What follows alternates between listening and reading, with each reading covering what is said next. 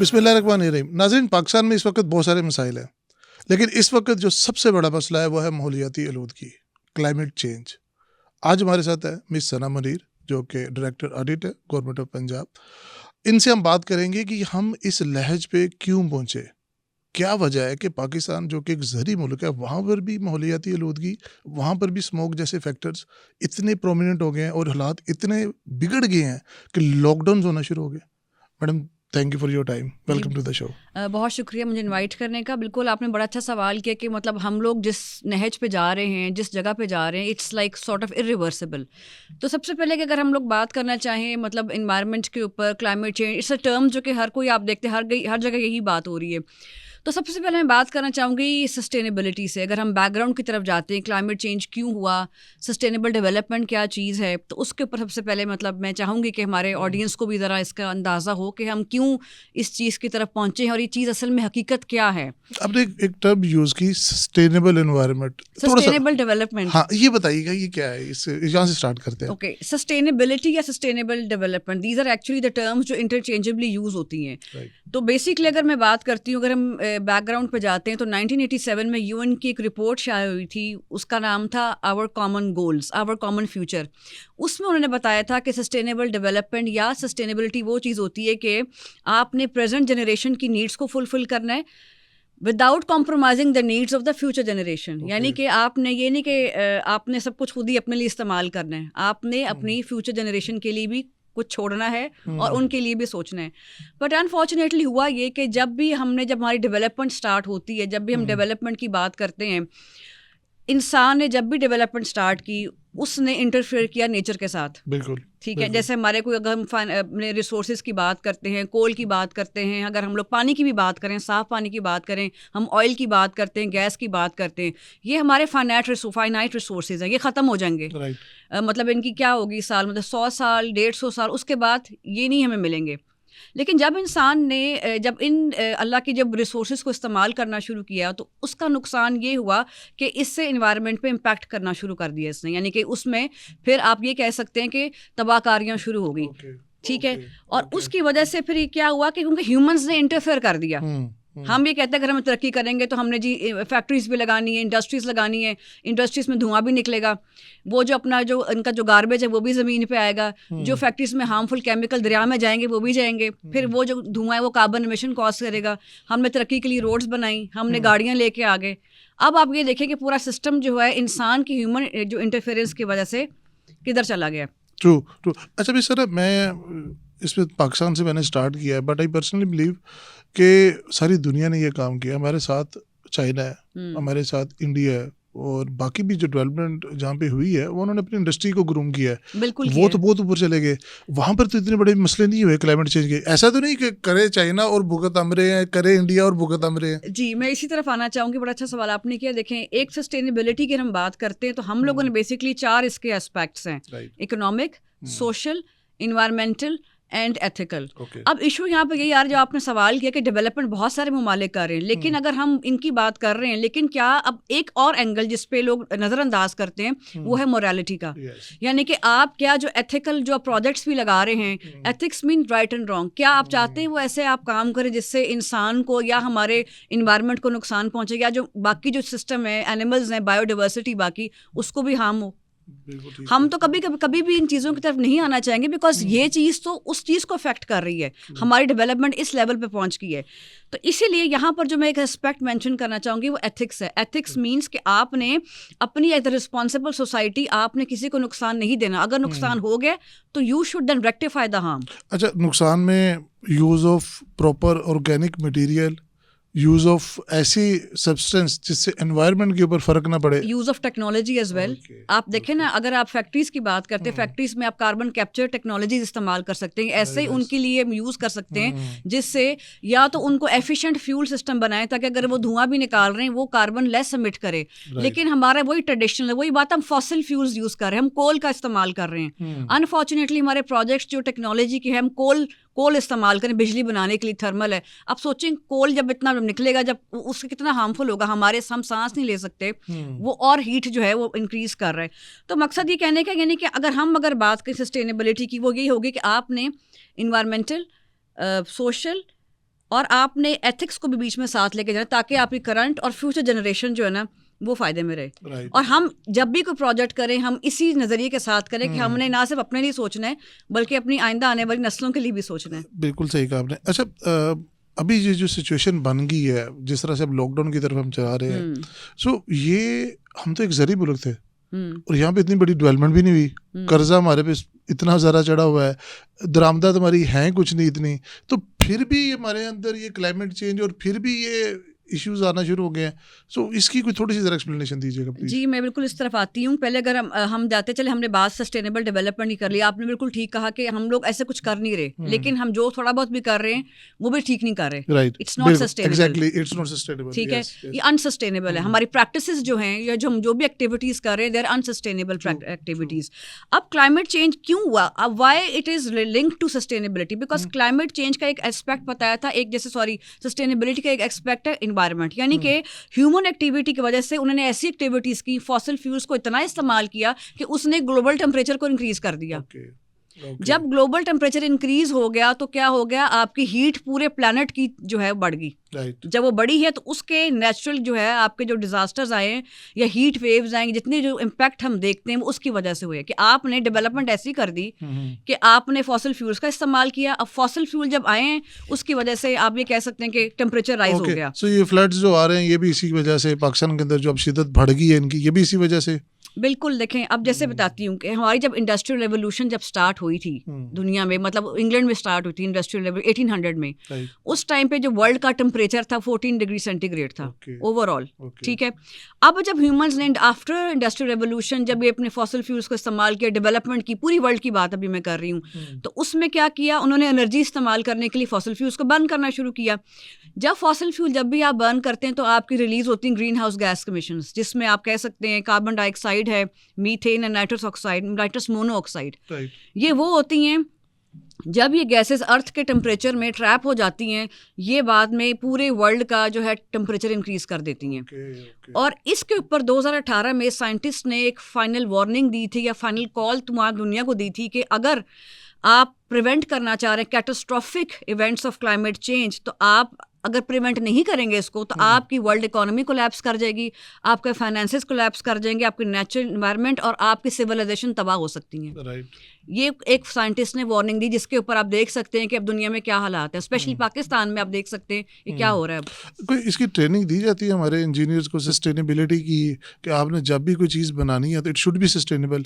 देखिए, मैं इसी प्रोग्राम के तवज्जुह से यही कहना चाह रही थी कि अगर हम इन लाइंस को अगर देखते हैं कि अगर जो हमारे 3 या 4 एस्पेक्ट्स हैं सस्टेनेबल डेवलपमेंट के, अगर इस पे हम काम करें तो डेफिनेटली हम चीज़ों को बेहतर कर सकते हैं। लेकिन ट्रेनिंग के लिए वही बात है, इट्स एक्चुअली अवेयरनेस। लोगों को अवेयरनेस जब तक नहीं होती कि असल चीज़ है कि हमने हमारी प्रैक्टिसेस जो है, हम अगर किसी चीज़ के साथ खेलेंगे, इन्वायरमेंट के साथ खेलेंगे तो क्या उसका रिजल्ट आएगा आपके सामने है, उसका बड़ा डिजास्टर्स इफेक्ट आएगा।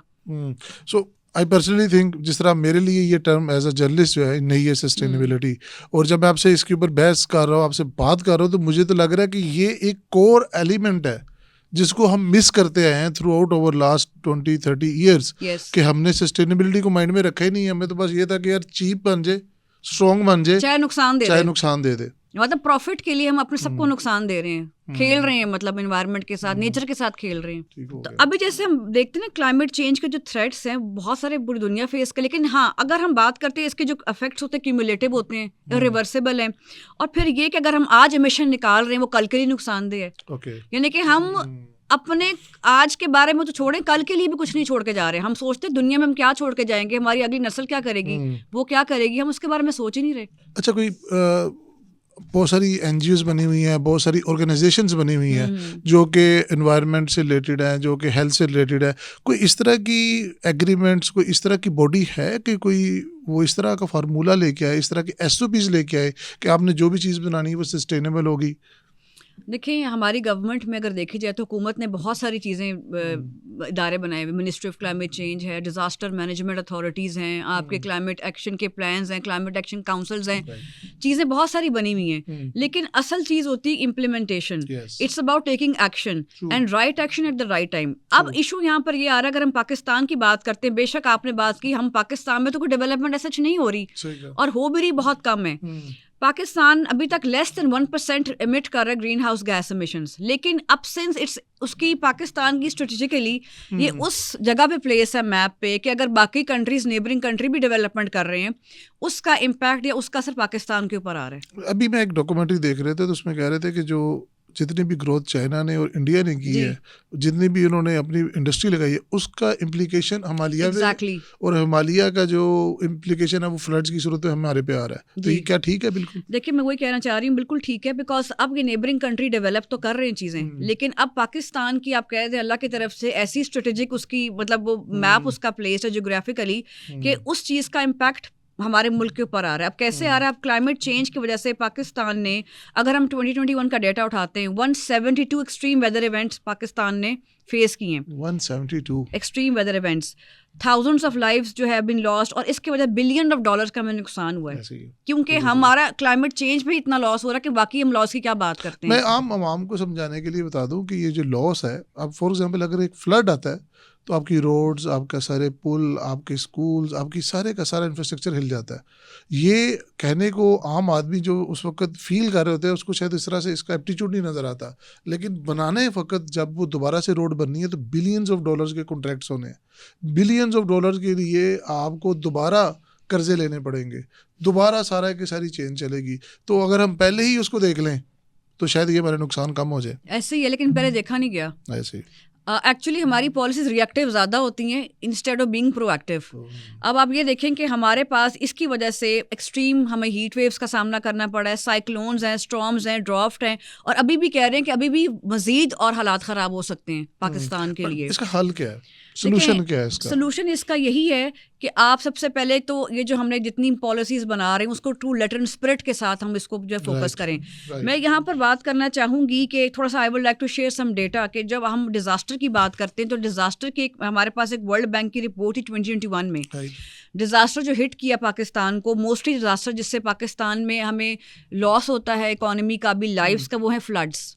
ठीक है, तो मतलब मोर देन 20 मिलियन के लोग डेथ्स होती हैं काफ़ी सालों में, यही देखा गया, और $billions का हमें जो है आप कह सकते हैं नुकसान हुआ है। लेकिन अब जैसे हम फ्लड्स की बात करते हैं कि जब तभी होते हैं जब आपकी मानसून सीजन आता है, बिल्कुल, और मानसून सीजन से recurring event. Yes I agree with that. मतलब जब से मुझे लगता है हमने भी होश संभाली है, वो हर साल हम देखते हैं हर साल आपके जो in the months of June, July, August की मानसून सीजन चलता है, उसी साल फ्लड्स भी आते हैं, उसी साल विलेज भी, जो छोटे विलेजेस जो हैं वो तबाह होते हैं और नुकसान होता है हमारी फसलों को, लाइफ और ह्यूमंस को नुकसान होता है। तो मुझे ये बताएं, जब एक आपको पता है कि डिजास्टर हर साल आना है, जी बिल्कुल, तो उसके लिए क्या किया जा रहा है? क्या ऐसा इंफ्रास्ट्रक्चर डेवलप किया जा रहा है सस्टेनेबल जो कि इस चीज़ को प्रिवेंट करे, या आप अपने विलेजेस को या अपनी क्रॉप्स को आप मतलब कर रहे हैं?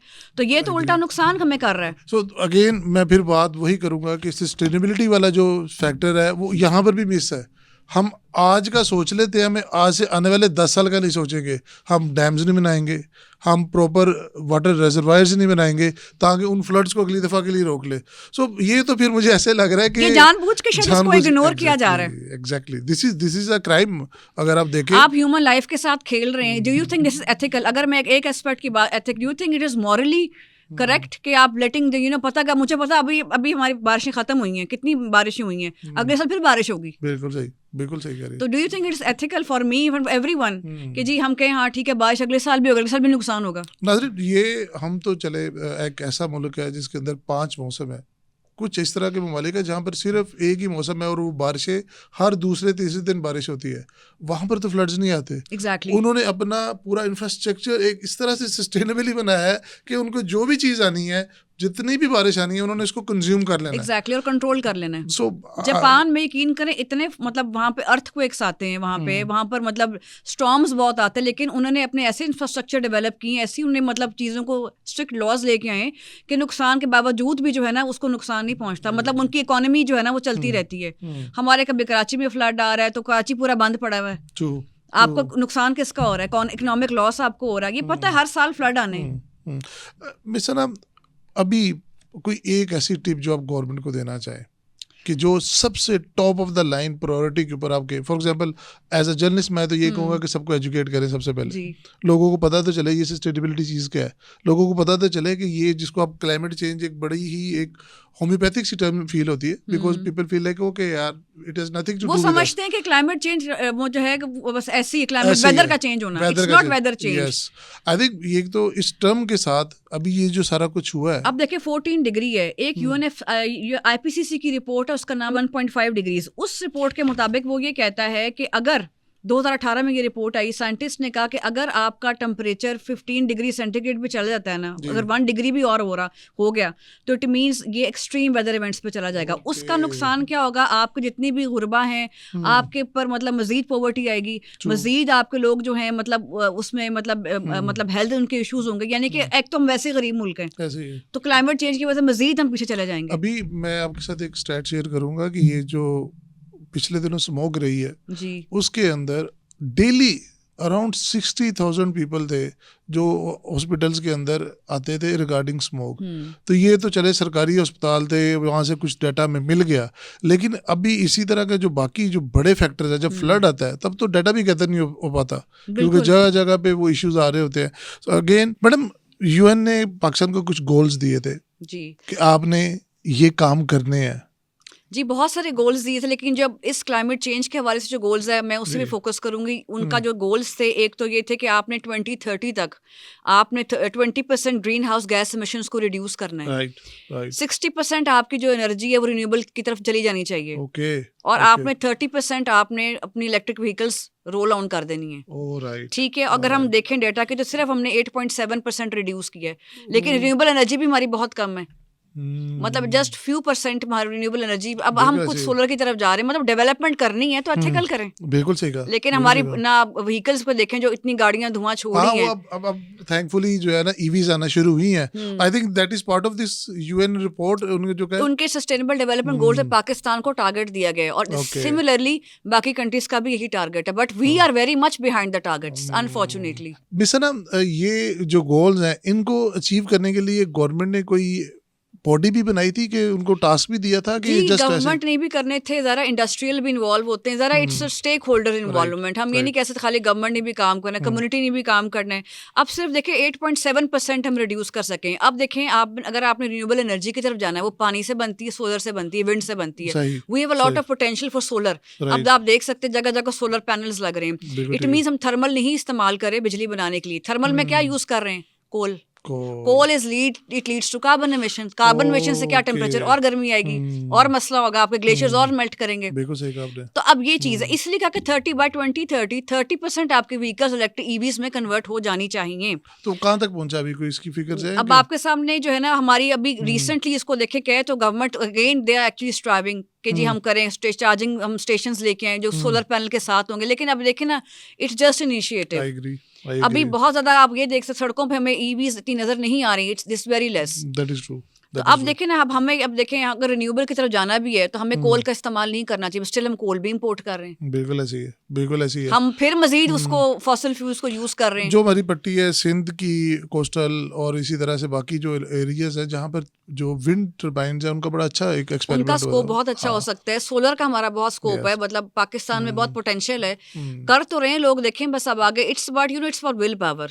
Thank you so much for shedding light on this very very important topic. नाज़रीन, हम आपके साथ एक सीरीज़ करेंगे क्लाइमेट चेंज के हवाले से, और आपके साथ बहुत सारी वो चीज़ें शेयर करेंगे जो शायद अंडर द कारपेट चली जाती हैं। एज अ सहाफ़ी हम लोग भी शायद उनको इतना इंपॉर्टेंट नहीं समझते, और एज अ व्यूअर आप भी इसको इतना इंपॉर्टेंट नहीं समझते, but I think now is the time कि हम इनको सीरियस लें, इनके ऊपर अमल करें। Thank you once again ma'am. इंशाल्लाह see you in the next podcast. Thank you.